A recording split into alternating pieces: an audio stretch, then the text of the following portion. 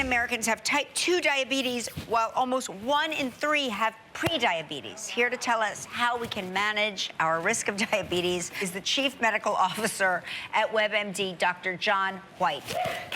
Good to see Dr. Whyte. Excuse me. So managing is interesting. How do we where do we start with the management process? It's really understanding what diabetes is. It's really about energy balance.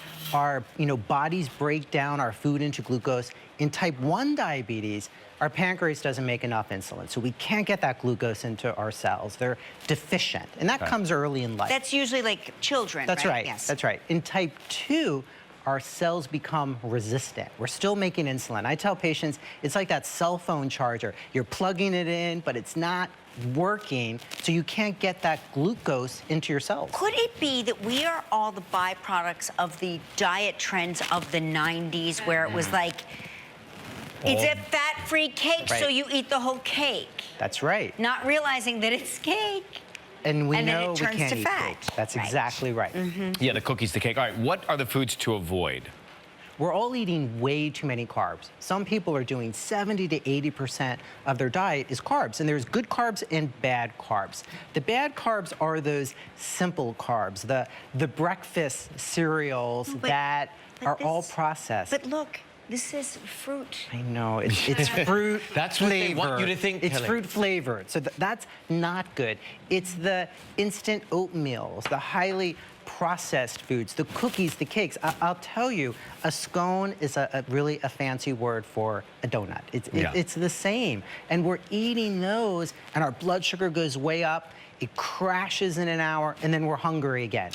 We want to do the good carbs. Do we need a massive overhaul on our diets? What do we need to do? Some people do. You know, food really is medicine, and we need to What think if the about pasta's it. not cooked, and it's just It's fun usually not snack? tasty when it's not cooked. So I don't recommend Break your that. teeth. But I tell people, focus on patterns of eating. Don't focus as much on, should I go keto, or paleo, but say, you know what? I'm going to start having fruit every day.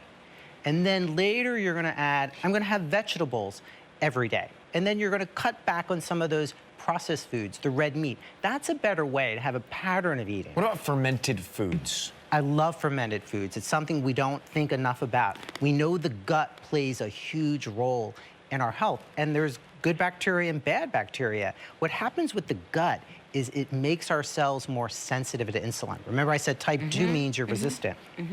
So Greek yogurt is a great option, plain Greek yogurt, pickles, sauerkraut. I love sauerkraut. That is good. Sauerkraut is going to help you. How important is sleep and stress levels when it comes to all of this?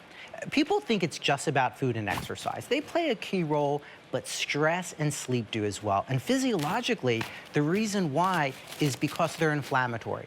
It's diseases of inflammation. It raises your cortisol level. That raises the blood sugar. If you don't control your stress and you don't manage stress and manage your sleep, you're still putting yourself at risk for diabetes. We gotta get out of here. I told you that we could go at any time. Yeah, all right, we'll take a break. When we come back, we'll find out about the truth and myths surrounding diabetes after this. Be right back. I fear asking this question because I know anytime they have me ask a question, I already know the answer. It's very depressing.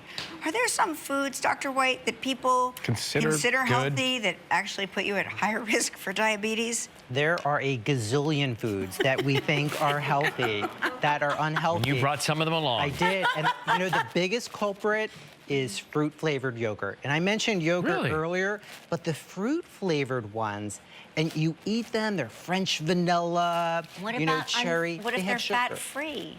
Fat-free? What do you think they put in there? Sugar. It's better to get the unflavored ones. Without all the sugar. And put your own fruit and vegetables in. Okay, rice cakes I always thought were something that they're nothing, right? There's nothing to them. I mean, how many calories could these be, right? They're like air, crunchy air. And then you put peanut butter on it. Okay, peanut butter is good. So what's bad about these? It's basically all carbohydrates. There's very little nutritional value to this. So you eat it, And then 30 minutes later, you're going to be hungry again, and you're going to find some cookie to eat or some cracker to eat. A lot of Reminds me of crackers popcorn. aren't a better choice than cookies. That's the problem. Okay. Why are we so confused about what we should put into our mouths? There's a lot of misinformation Yeah. out there. As you know, everyone has a gimmick. We all want to do something that's going to give us that quick result. And it's really about, as we talked about, these patterns of eating to reduce your diabetes What about risk. family history? Family history does play a role. Probably a small role, genetics, in terms of type 2 diabetes. Okay. What we found is really interesting. It's patterns of behavior. So if your mother, your grandmother, your grandfather have diabetes, it's probably because you're eating the same style, the same type of foods. So it's Clean Your conditioning Plate traits. Club, right. You know, they're not engaging in activity, and you adopt those same behaviors.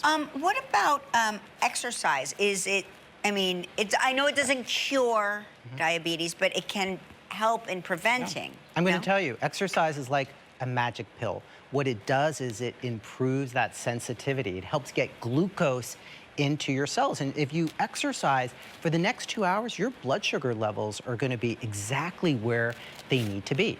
And you can exercise smarter, not longer. People say 150 minutes of exercise. I say start wherever you are, whether it's 10 minutes, but you want to sweat. Too many people are going on that walk and chatting, and that's Right. good socially, but What you want about, to exercise. oh my gosh, did you hear that? I Yeah, just you stepped on my cracked a breakfast. pasta. What about the new resting class? Have you heard of that? The resting class? I don't know if this counts as exercise. Yeah, you lay down on a You lay towel and down, close your and They eyes. close your eyes and... Cinnamon is really great for a lot of things, right? Cinnamon is very tasty.